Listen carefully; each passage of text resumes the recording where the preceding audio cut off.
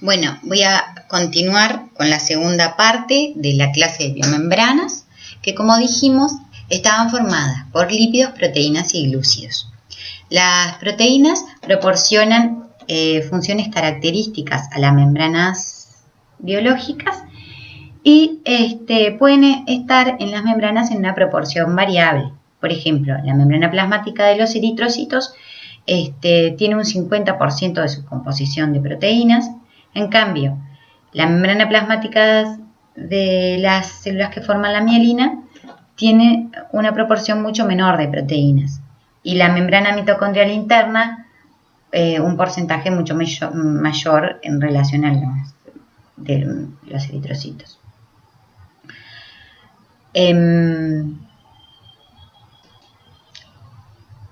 La unión de las proteínas en la membrana plasmática puede ocurrir de diferente manera.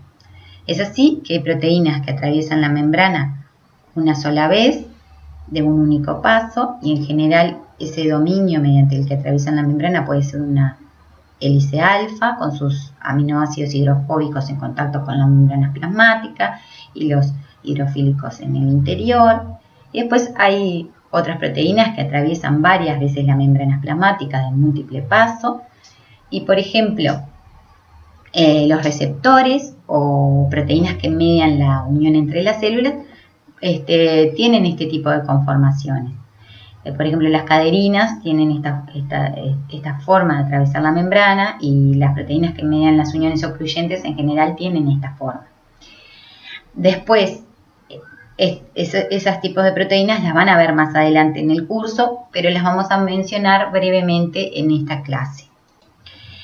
Después hay otras proteínas que tienen forma de barril beta y con sus grupos hidrofóbicos en contacto con la membrana plasmática, pero sin embargo los aminoácidos con grupos hidrofílicos están en el interior del barril, de forma tal que se forma un canal acuoso en el interior. Las proteínas que tienen este tipo de estructura pueden ser, por ejemplo, canales que transportan transportan iones, o pueden ser transportadores. Después hay otras proteínas que se unen a la membrana plasmática, pero que no la atraviesan totalmente, sino que se insertan en un lado de la monocapa.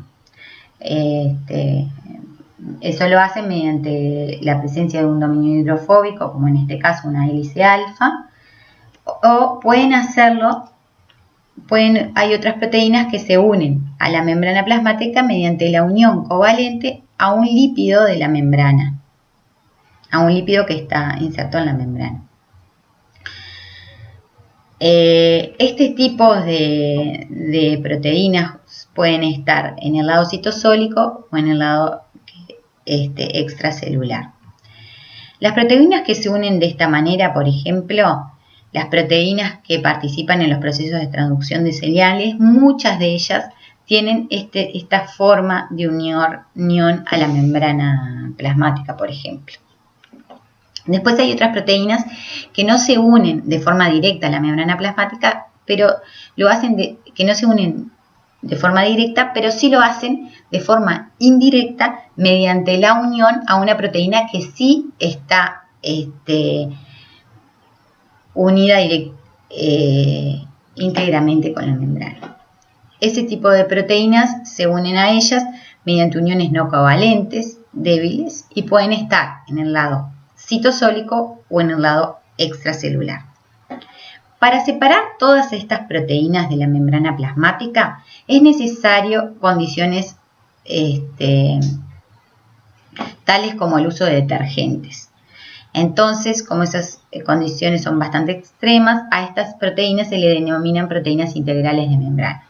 En cambio, estas otras que se unen de manera indirecta son separadas fácilmente de la membrana plasmática mediante el cambio del pH o usos de fuerza iónica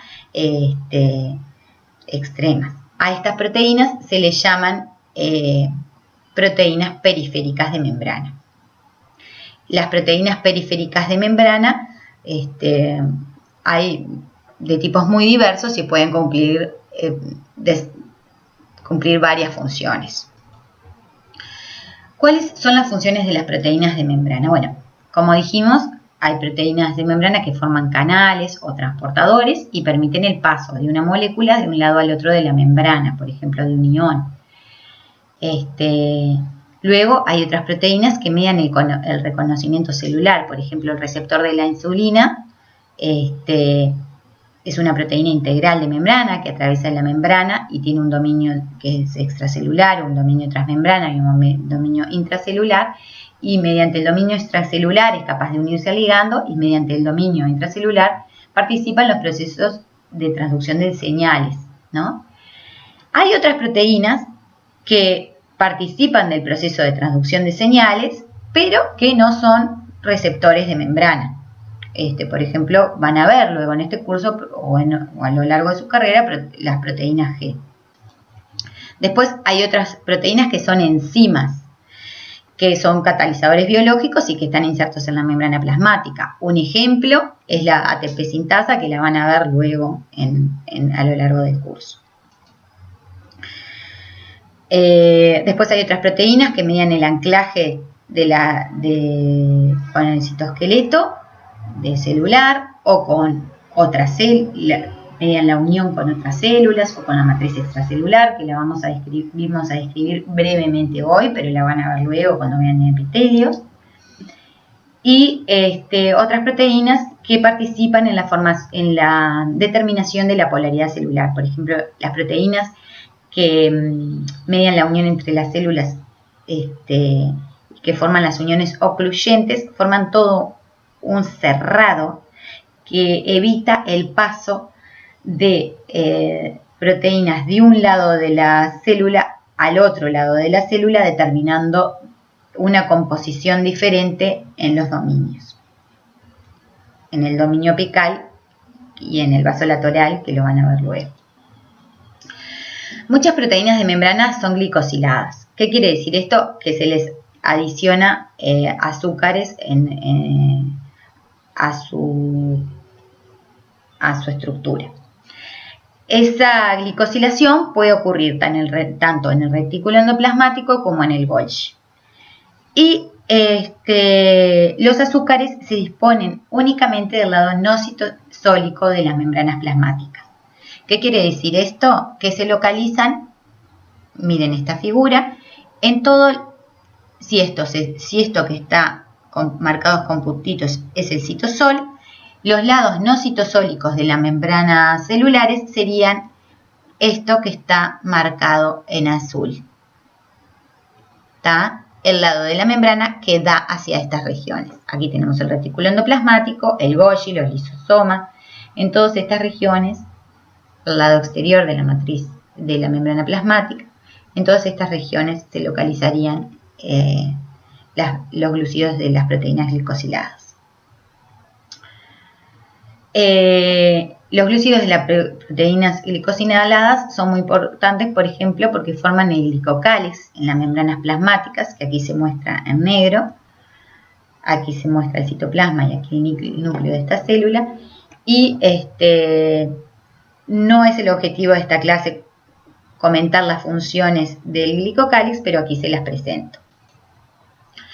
Las proteínas pueden difundir libremente en las membranas plasmáticas. Aquí tenemos un experimento en el cual una célula de ratón que tiene una proteína de membrana marcada con rodamina,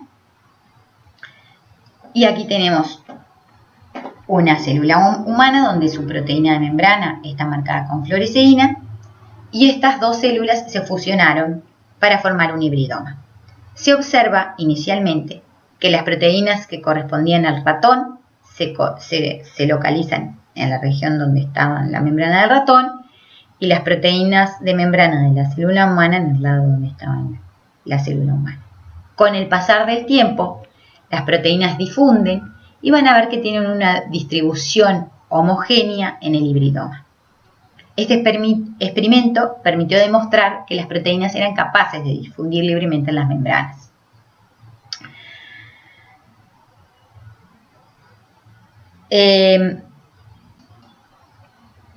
Sin embargo, en las células, el movimiento de las proteínas de membrana está limitado. Bien, por ese movimiento está limitado porque se unen a proteínas del citoesqueleto y entonces eso restringe el movimiento, o porque están unidas a proteínas de la matriz extracelular, o proteínas de otras células, o bien porque hay proteínas en las membranas plasmáticas que actúan de barrera, evitando el paso de proteínas de un lado al otro de la membrana plasmática. Un ejemplo de esas proteínas son las que forman las uniones ocluyentes en los epitelios, y eso es muy importante para determinar la polaridad de esas células. ¿Qué quiere decir que es polar? Que un lado de la célula tiene unas características y el otro lado de la célula tiene otras características.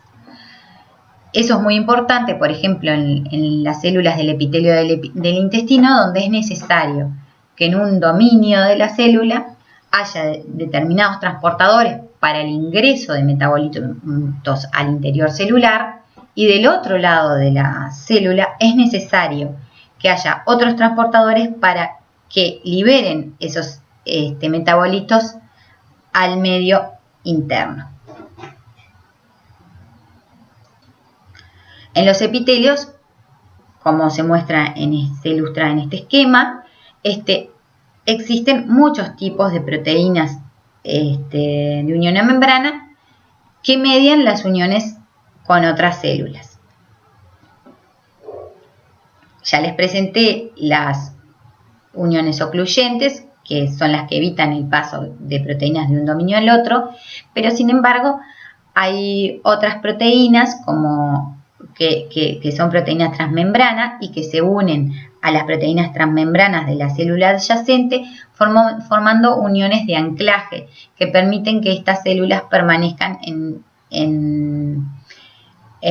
con una unión anclada.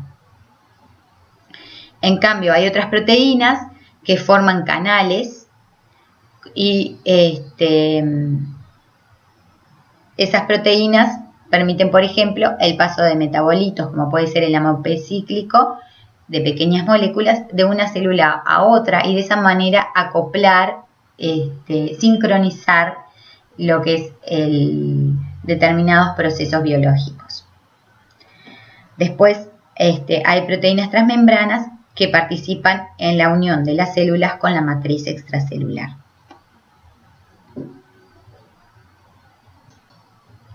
¿Cómo ocurre el transporte a través de las membranas biológicas? Las membranas presentan una permeabilidad selectiva. ¿Qué quiere decir eso? Que van a permitir el transporte de algunos compuestos, pero el de otros no. Por ejemplo, las membranas son permeables a pequeñas moléculas como el oxígeno, el dióxido de carbono y el nitrógeno, que son pequeños gases hidrosolubles, y difunden libremente a través de las membranas. La difusión de estos gases es especialmente importante, por ejemplo, en los procesos de respiración celular. Es muy importante que el oxígeno y el dióxido de carbono puedan difundir rápidamente a través de las membranas biológicas. Sin embargo, las membranas no permiten el paso de moléculas pequeñas, Sin embargo, las membranas también permiten el paso de moléculas polares que no tienen carga, como puede ser el agua, el glicerol y el etanol. Esos pueden difundir, aunque con no tanta facilidad, a través de las membranas biológicas. Las moléculas polares sin carga, pero que tienen un tamaño grande, como los aminoácidos, la glucosa y los nucleótidos, son incapaces de atravesar las membranas biológicas. Los iones, que si bien son pequeños, al tener carga y ser moléculas muy polares, tampoco pueden atravesar las membranas biológicas. De manera tal que en estos dos casos se requieren proteínas para mediar el transporte a través de ellas. ¿Cómo es que ocurre? Es así que en el transporte a través de la membrana es necesario tener en cuenta el tamaño, la polaridad y la carga de la molécula, así como el gradiente electroquímico. ¿De qué depende? De la concentración, o sea, que de un lado al otro puede estar de un lado puede estar en mayor concentración y pasar al lado que está en menor concentración, y de las cargas, que eso también de eso también depende el gradiente electroquímico. De esta manera podemos definir varios tipos de transporte. El transporte es pasivo, a favor del gradiente electroquímico, y cuando es en contra del gradiente electroquímico podemos definir la difusión facilitada o el transporte activo. Y tenemos otro tipo de transporte que es la endo- y exocitosis, que depende de las vesículas y que también se daría para proteínas que no pueden atravesar las membranas.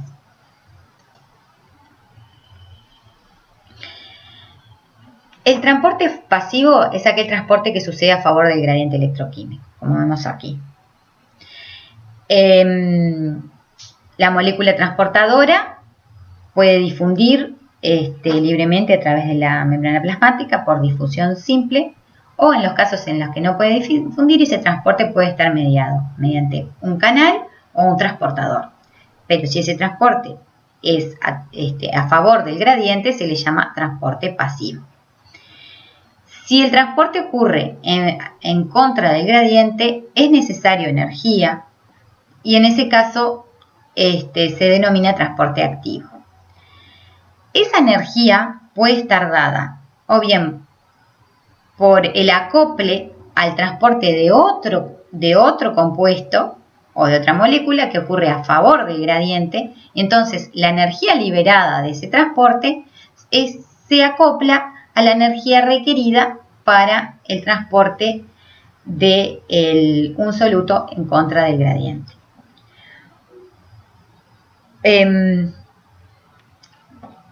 La energía también puede estar dada por la hidrólisis de la ATP, por ejemplo. Y en ese caso, esa es la metodología utilizada por las bombas que son impulsadas por ATP. En ese caso, la energía liberada en la hidrólisis del ATP es utilizada para transportar ese soluto en contra del gradiente. Después hay otros tipos de bombas que son impulsadas por la energía de la luz, pero esos tipos de bombas no están presentes en los animales, están presentes sí en algunas bacterias. Otra forma de transporte es el transporte vesicular, que, como dijimos, está mediado por vesículas. En esta figura se muestra el sistema de transporte vesicular. Aquí se muestra el retículo endoplasmático y con sus vesículas que se dirigen hacia el Golgi, o vesículas que van del Golgi al retículo endoplasmático. Aquí tenemos el complejo de Golgi, los endosomas, los lisosomas y la membrana plasmática. Todo este sistema de organelos están comunicados mediante el transporte de vesículas.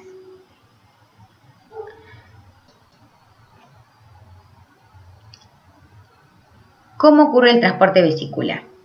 Para el transporte vesicular son necesarios 3 procesos. La gemación, que es el proceso de formación de la vesícula a partir de un organelo blanco, y en ese proceso dentro de la vesícula pueden quedar determinados compuestos a ser transportados.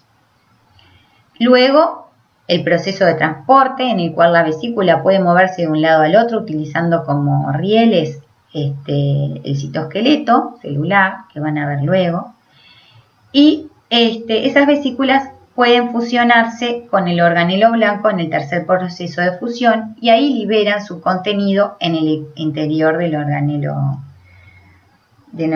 receptor.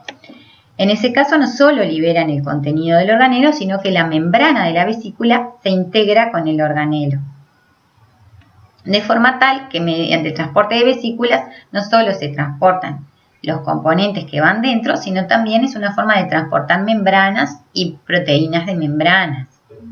Aquí en esta microfotografía electrónica se observa cómo ocurre la gemación de una vesícula. Al proceso mediante el cual la membrana libera su contenido en el exterior celular se le llama exocitosis. Y endocitosis es el proceso mediante el cual las células incorporan dentro compuestos que están en el exterior celular. Para finalizar, voy a comentar que la endocitosis es un proceso que puede ocurrir de diversas formas. Tenemos la pinocitosis, que ocurre de forma no selectiva y es un proceso que ocurre permanentemente en casi todas las células, mediante el cual la célula va captando moléculas del exterior celular mediante vesículas. Después tenemos la endocitosis mediada por receptor, que es un proceso que es selectivo, donde las moléculas a ser captadas se unen a receptores en las membranas y esos receptores se unen luego a moléculas que van a participar en la formación de la vesícula y de esta forma son internalizados moléculas específicamente al interior celular. Luego tenemos un tercer proceso que es una especialización de la endocitosis, que es la fagocitosis. En este caso, la endocitosis está mediada por pseudópodos que emite la membrana plasmática, que son unas estructuras que requieren del citoesqueleto para su formación y de esa manera envuelven a los compuestos grandes, como puede ser una bacteria, restos de células muertas o una célula entera muertas. Y de esa forma